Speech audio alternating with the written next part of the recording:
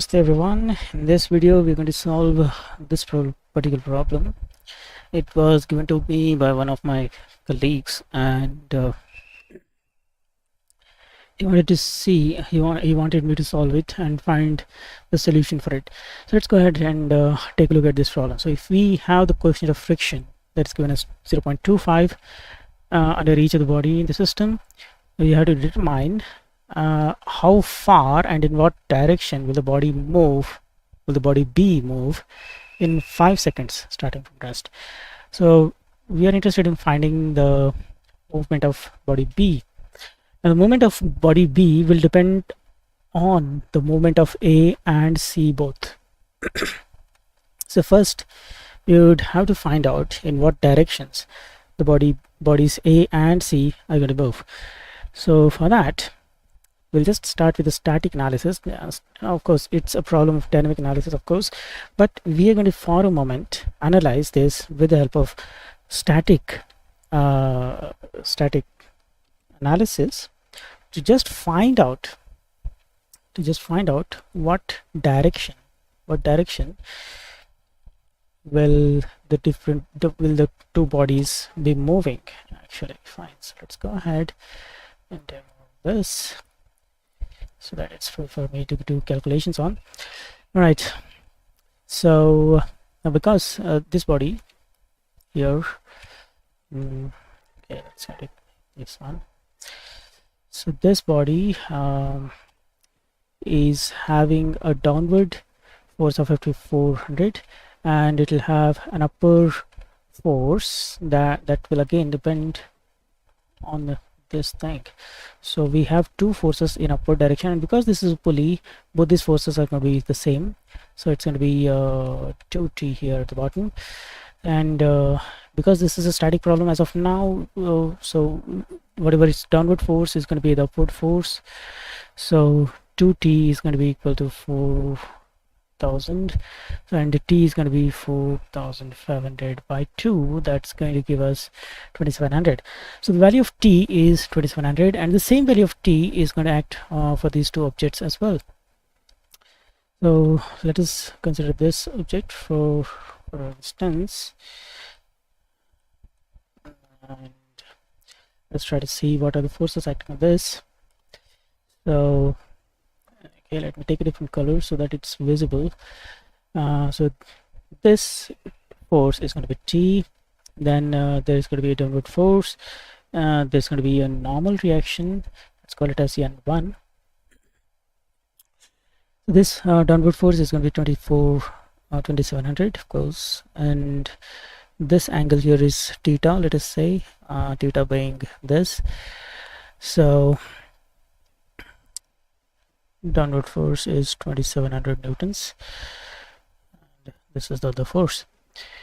So we need to find the forces in x direction, sorry, the forces in x direction. So T is the force acting upwards, and the component of 2,700, it's going to be acting in the left side direction. So 2,700 into sine of theta. So that is the net force. So net force, and this net force is towards right. So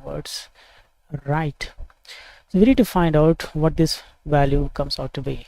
So T value we found here in static analysis, that's 2,700 minus 2,700 into sine theta. Sine theta, they say, because this is a triangle, so this is 3, 4, hypotenuse is going to be 5 by Pythagoras theorem, and because this is theta, the sine of theta is 3/5. So 3/5 we need to take here. So when we divide this, of course, we get a positive value. That means the net force is acting towards right, and hence the motion of this body A is going to be towards right. The same way we need to find the motion direction of the body C. So if we take this body C, there is a downward force of 3,600, upward force of tension, and there is a normal reaction, let's call it as N2, and we need to find in what direction this is trying to move. So tension here, of course, is 2,700, this again is going to be theta being the same as this, only on the other side, on the mirrored side. So that value is again going to be the same. Let's go ahead and find the net force towards left. The net force leftward, net force in the left direction. So that's going to be T minus 3600 and sine of this angle. So that's going to be 2700 minus 3600 into 3/5. So that's going to give us, okay, so let's go ahead and type that. Yeah, that's giving us 21,600. So this is again coming out to be positive. This is again coming to be positive. Because it is positive, now the motion here for this is of course in the upward direction or the left side direction. So both these objects are moving so as to result in the acceleration of this particular object. So now we have successfully found out in what directions they will be tending to move. Now if the net force is sufficiently greater, if the net force that is trying to move these objects is greater than the friction force that is acting on it, then definitely the bodies are going to be in motion. So we'll have to now check it out. All right. We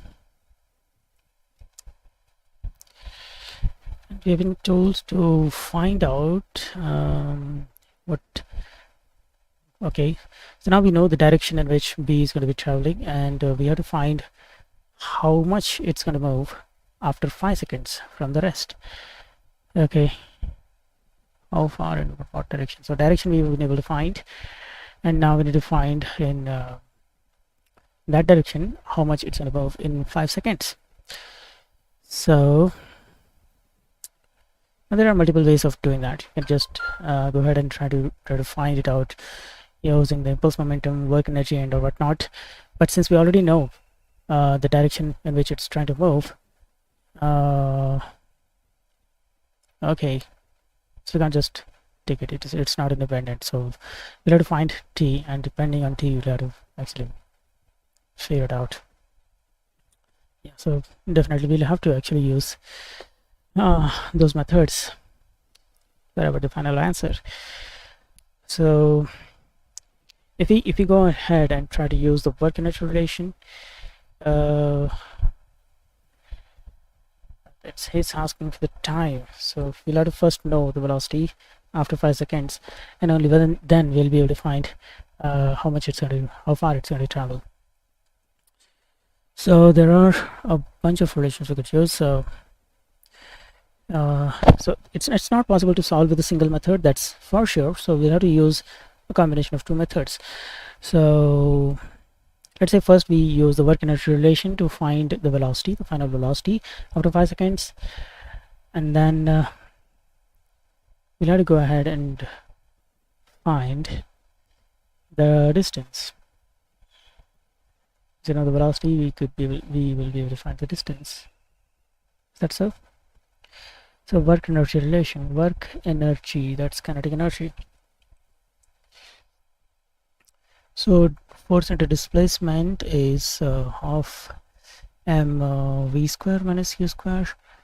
So here again the relation is between the displacement and velocity. So we'll have to know the velocity in order to find the displacement. So there are two unknowns over here. So we'll have to actually use impulse momentum relation. So impulse is force into time and change it impulse. So force times t is mass into change in velocity. So since time is given to us, force is known and everything else is known, we will be able to find the velocities. This, when you substitute here, we'll be able to get the displacement. That's how we're going to solve it.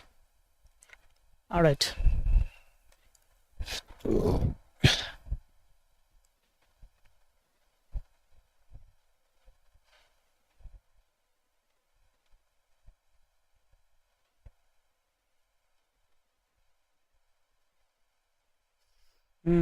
So let's go ahead and see what this is. Okay, so we'll keep all this aside. All right.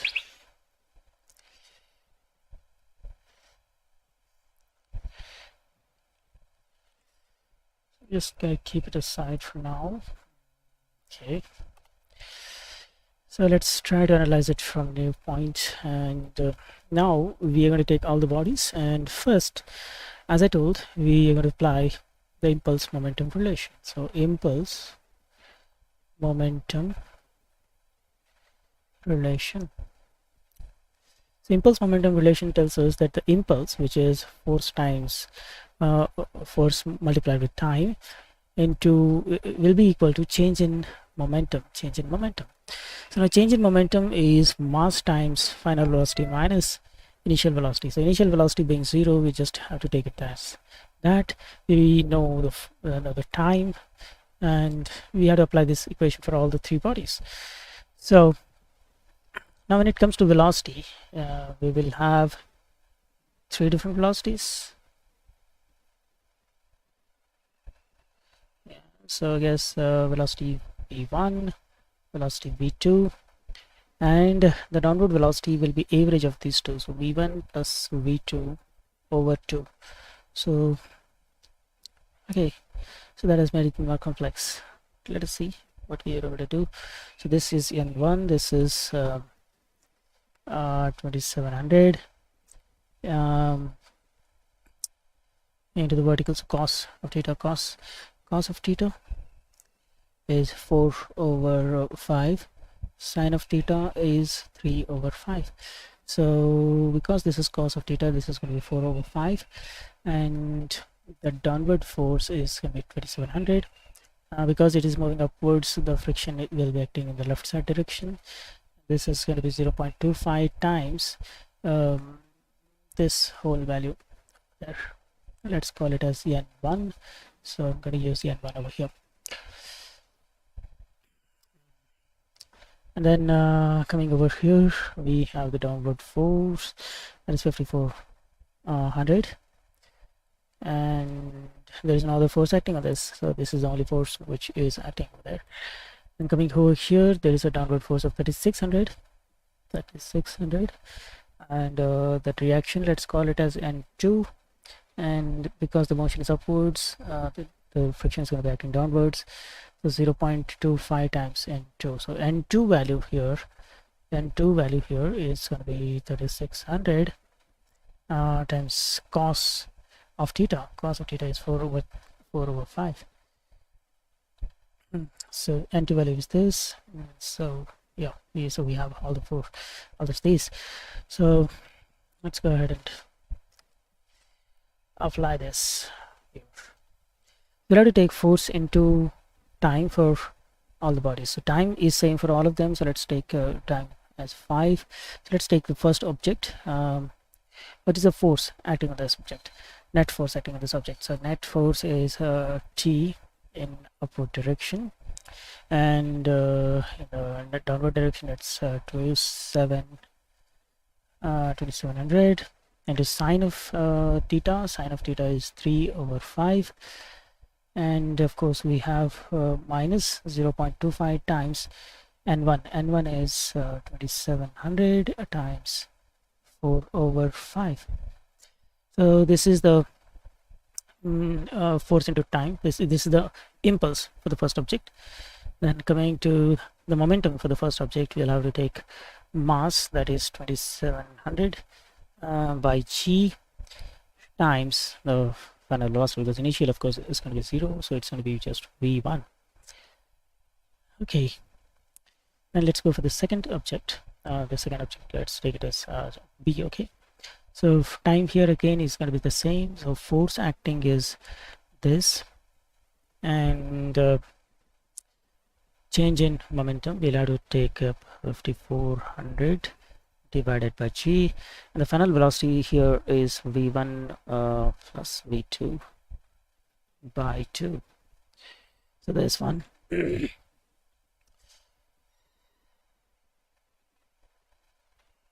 Okay, so we forgot one thing here.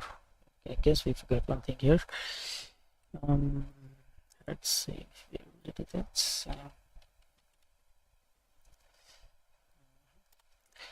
So this is the downward force. Now there is upward force acting as 2t, so minus 2t, because this is moving in downward direction, so that's what it's going to be. So now that's complete. So this is equation number 2.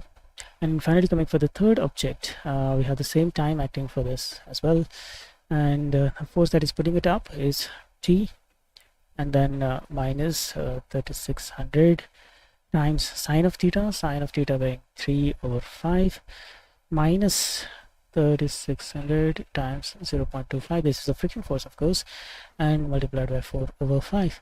So this is the total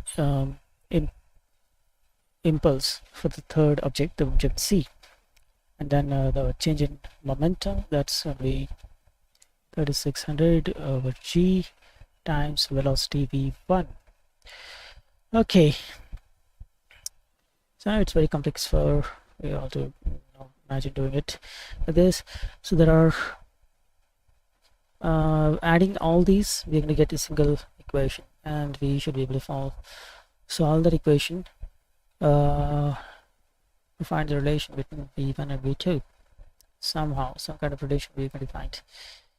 Right, so let's go ahead and add all these. So on the left side you can see everything is simple.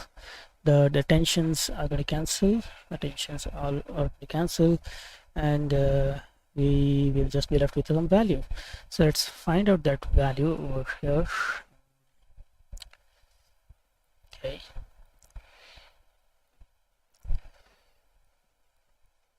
okay, so 5 times, so open a bracket, and let's put all these forces.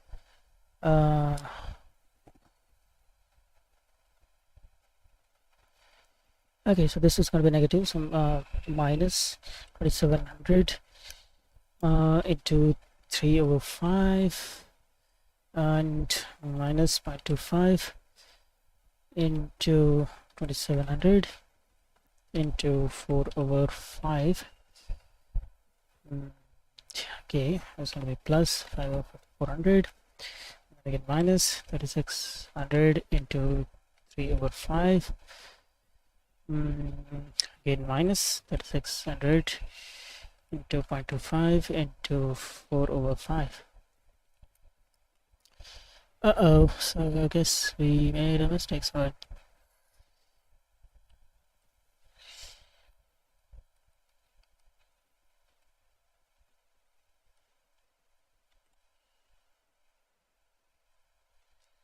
okay, so negative 0.5, negative, this is positive, this is negative, this is negative.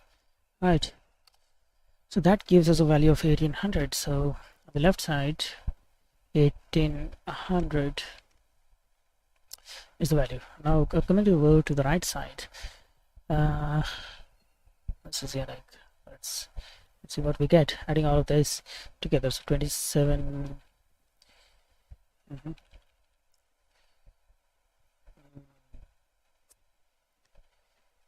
So v1, v2, so we can just add all of them together like that. So we get to get two values. So v1 times something plus v2 times something. What those some things are, we'll have to find. So v1, we'll have to add the v1 values, so 2700 plus 5400 by 2. So this is the value. So divided by 1.81, we're getting 5550.46. So this is the value. Then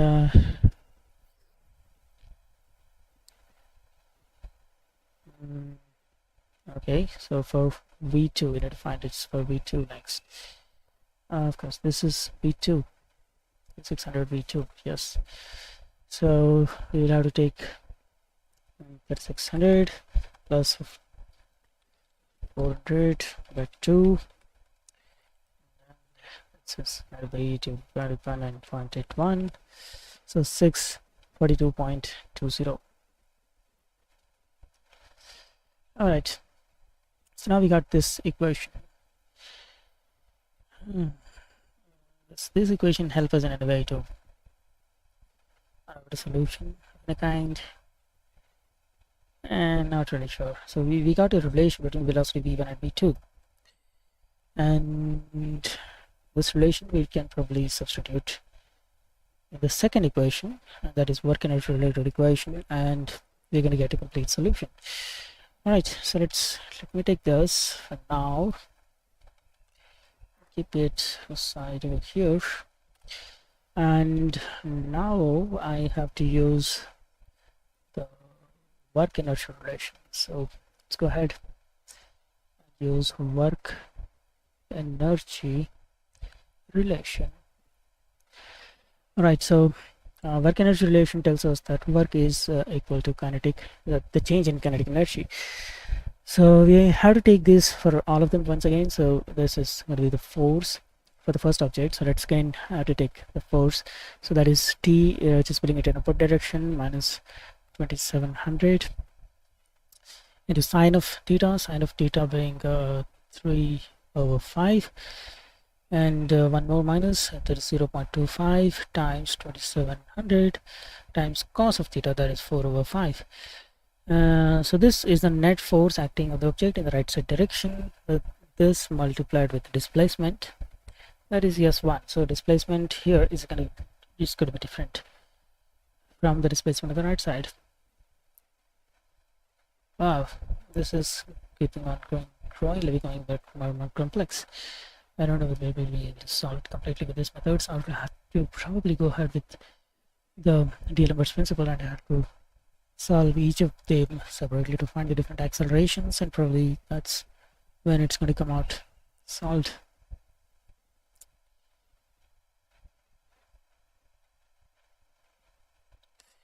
Alright, let's go ahead and see what's coming on the right side. So on the right side we have half of mass, mass being 2700 by g minus v1 square, as initial velocity is of course 0 over here.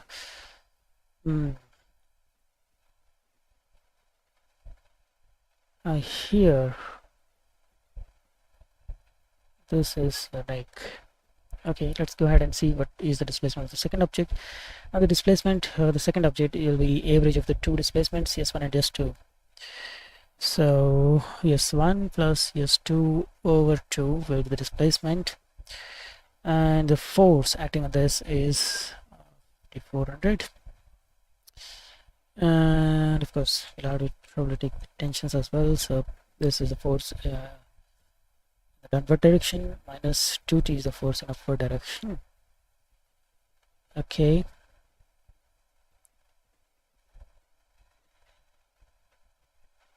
so this is going to be equal to half of the mass, that is 5400 by g times velocity. Velocity is, repeat this. Wow, that has become more complex, even more complex. That's going to be very difficult for us to solve it.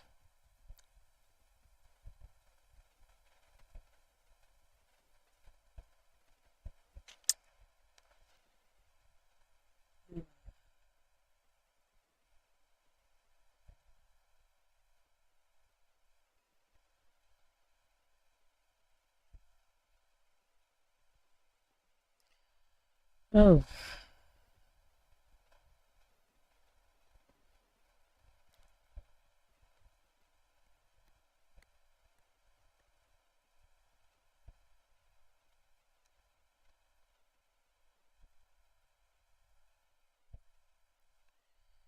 so even if we substitute the relations of the velocities,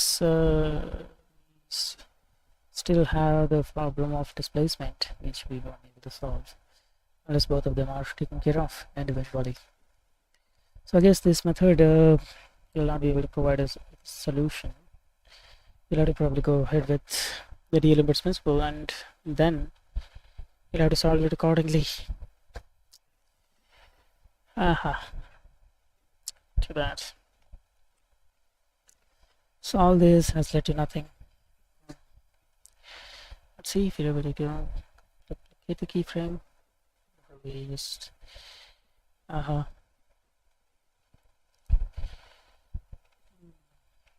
we'll have to cancel this. This will of course be using again. This will go away. Probably have to take that equation again. So I can take this, give me image.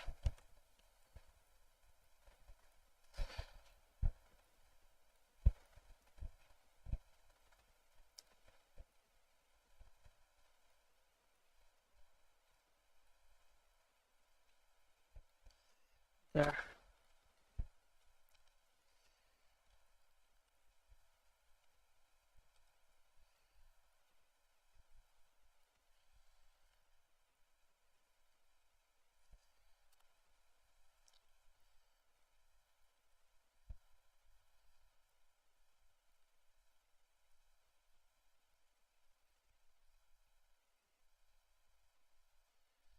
Okay, so let's go ahead and do that now with a different method, and that is D'Alembert's principle. D'Alembert's principle.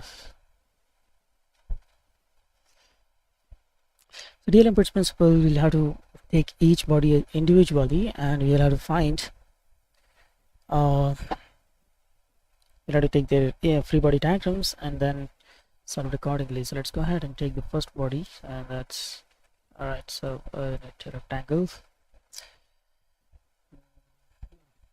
So here the downward force is 5400, and the upward force is 2 times the tension. And because this object is moving downwards with an acceleration is going to be average of the two accelerations. So E1 plus E2 by 2. So there will be an upward force, that is the mass into acceleration. So mass is 5400 by g into the acceleration, that is A1 plus E2 over 2. Okay.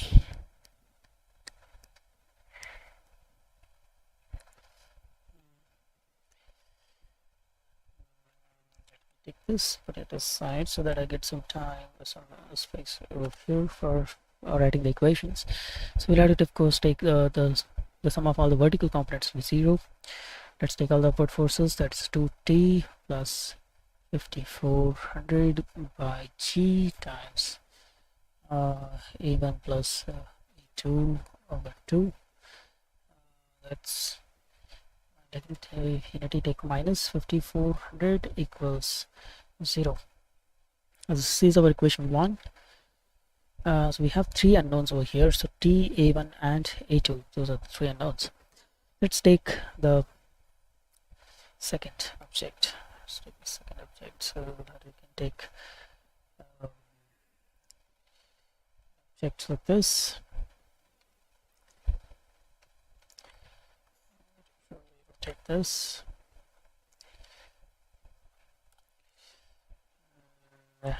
Yeah, so this is the normal reaction N1. Downward force is 2700, and there will be downward force 0.25 times N1, and because the acceleration is upwards and it's equal to A1, there will be a force acting in this direction, and that's going to be 2700 by g times the acceleration, that is A1. And of course there will be an upward force of tension T. So having taken all these values, so let us take this as x direction, this as y direction, and Let's put all these equations, but let's put together the equations. So let's first put sigma b, sigma in y direction, sorry, b, that's in y direction. All the forces in y direction we need to add and to take them. So n1 is acting in upward direction, minus 2700 times cos of theta. So this angle is theta. So cos of theta is 4 over 5, and that's it. So this total has to be equal to 0, which gives us the value of n1 as okay, so let's ahead and calculate this. Is 700 into 4 by 5, so that's 2160. So that is the value of n1. Next, take the x components of the forces. So we have the tension T pulling it upwards, minus 2700 times sine of theta weighing 3 over 5, and then minus 2700 by g times a1, and minus 0.25 times n1 we just now found 2160. So this total has to be equal to 0. So 0 equals T minus 2700 by G into A1, and these two values, let's find what's the result of these two. So minus 2700 into 3 by 5 and minus 0.25 times 2160. So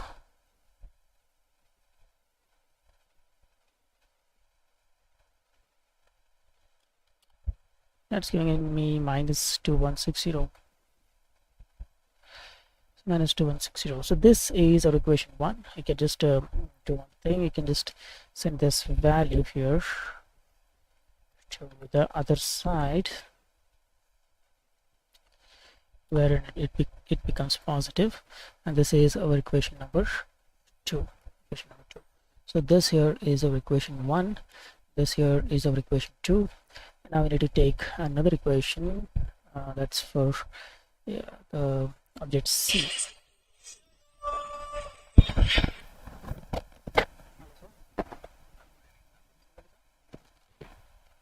Global.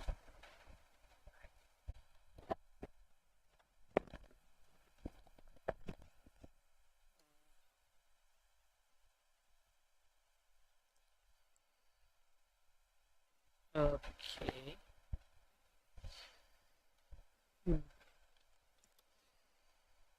All right, so check this.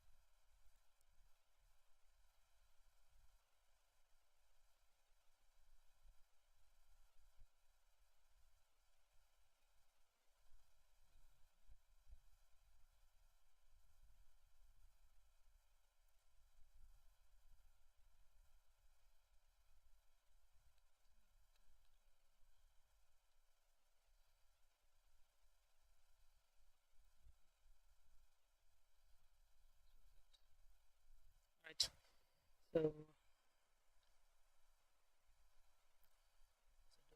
So we found the two equations. We just need to find the third one. Okay. Let's put all the forces first in the beginning itself.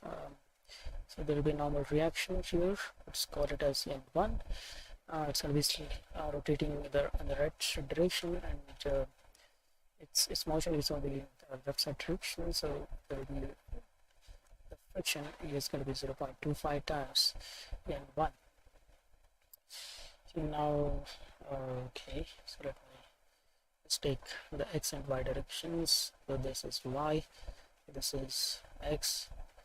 Okay, so now I'm just going to rotate this slightly.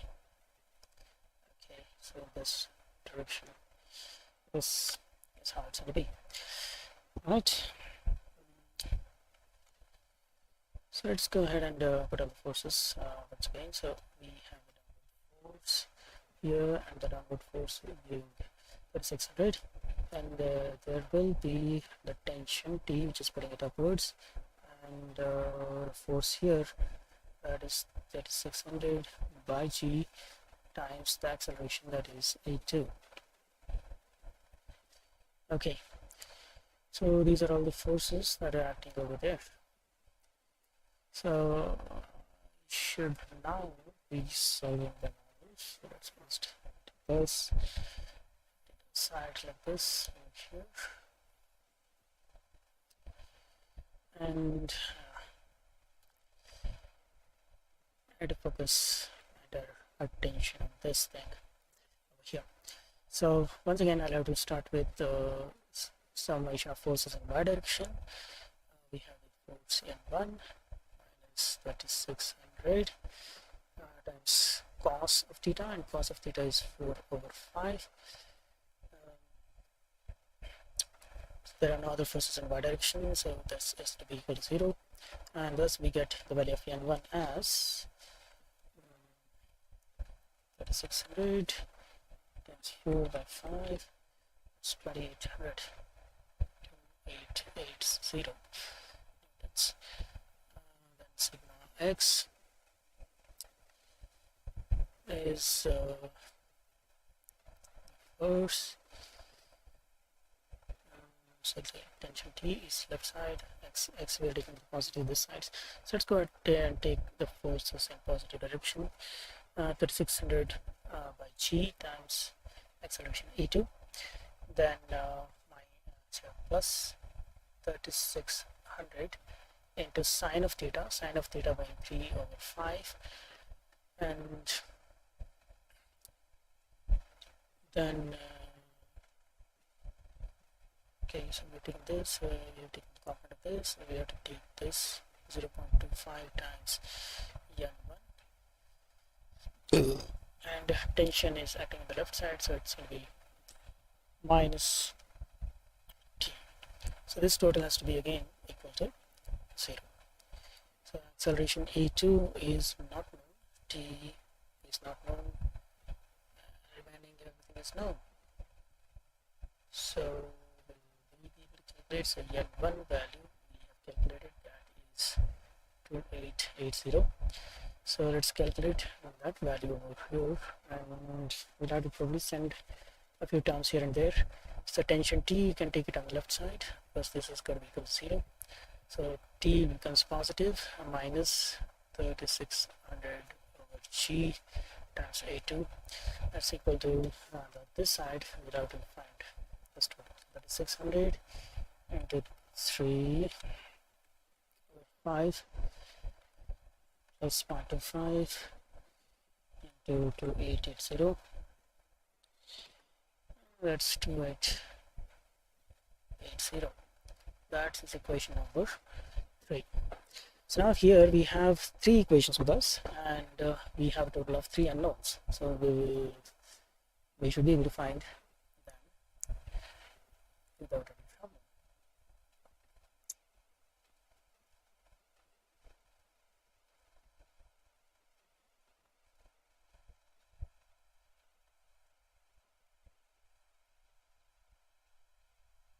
Oh, that.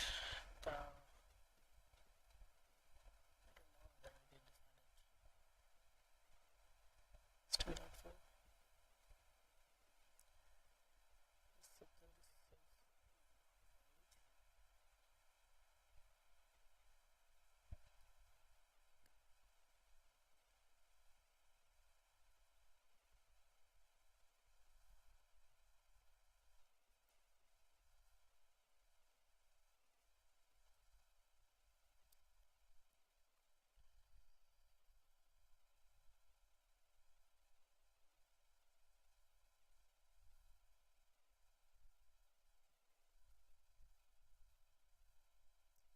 Yes, let's first solve 2 and 3 because it's a bit it's tension on both the sides. Maybe we could just equate the tension values. So the tension value according to the first equation, the value of tension is 2160 plus 2700 by G times A1. So this value, according to the third equation, the tension value is going to be 2880 plus 3600 by G. So this has to be equated to, okay, yeah, that value over there.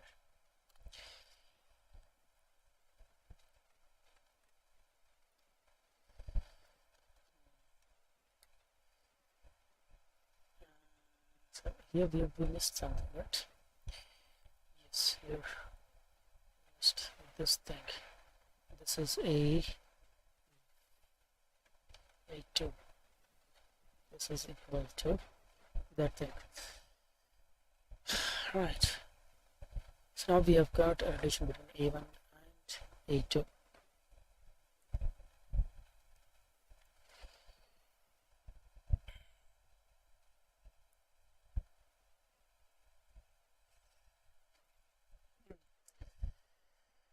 Right. So let's solve this.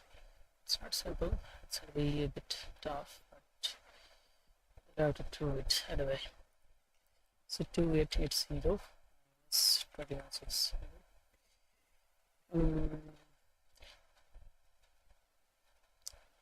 That's 720. 720 is will be equal to,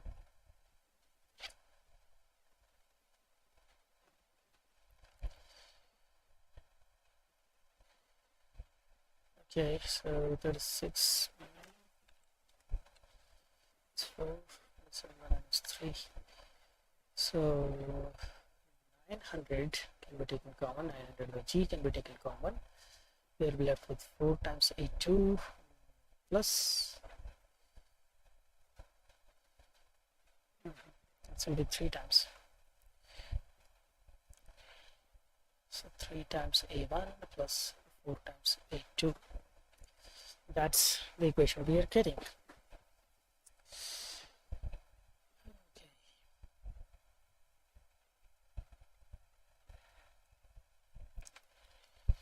So 720, 981 divided by 900.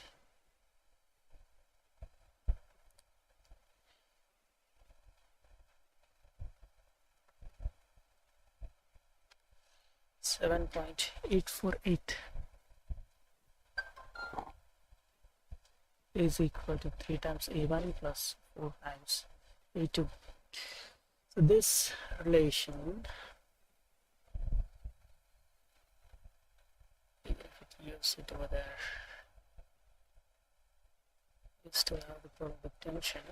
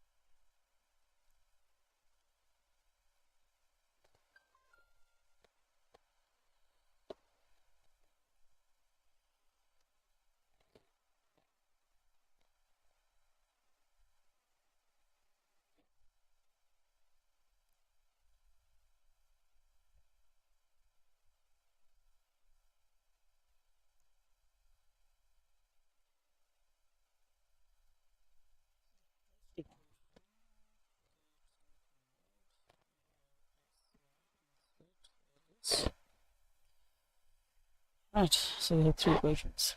The first is 2, second so 5500 divided by 2 divided by 0.81.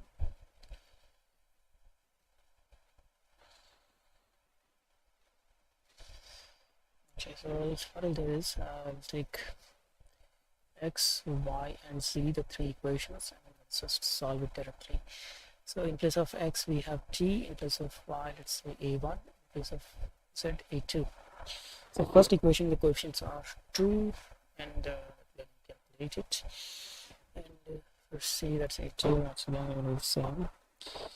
Do 1.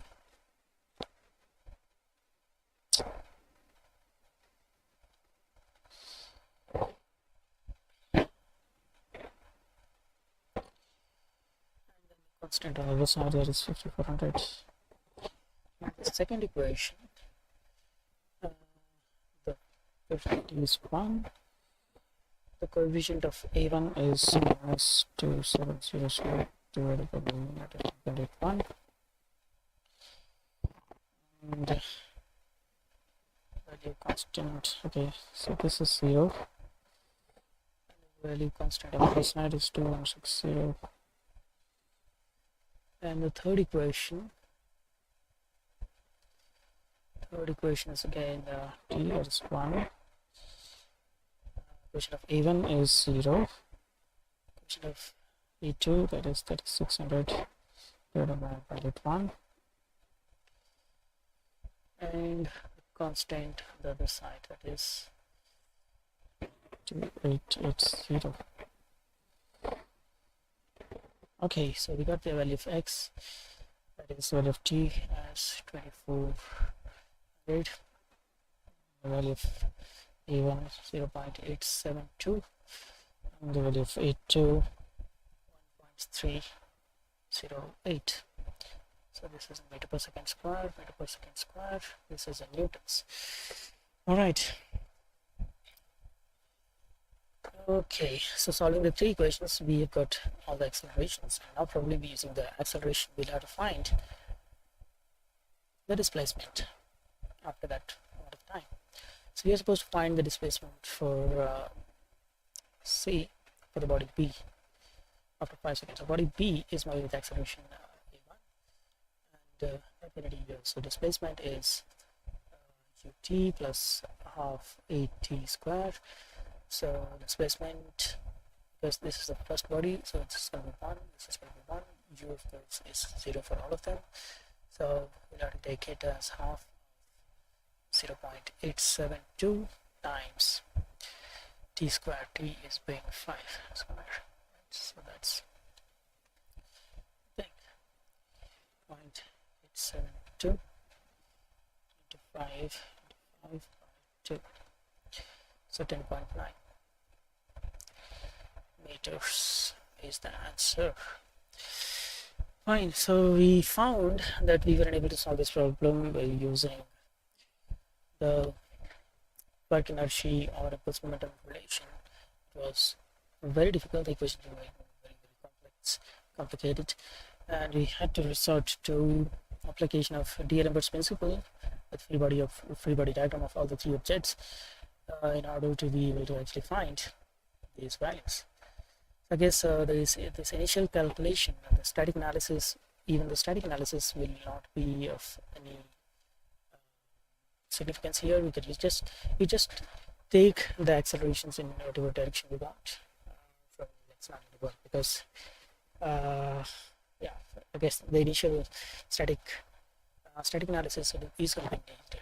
So static analysis will definitely be needed, and only after doing the static analysis will we be able to find what the directions in which the different objects are going to be moving, and then depending on what directions they are moving in, we'll have to take free body diagram of each of them, apply the D'Alembert's principle along with the acceleration and tensions, and only then we are going to get the two equations which by solving we'll be able to find the acceleration.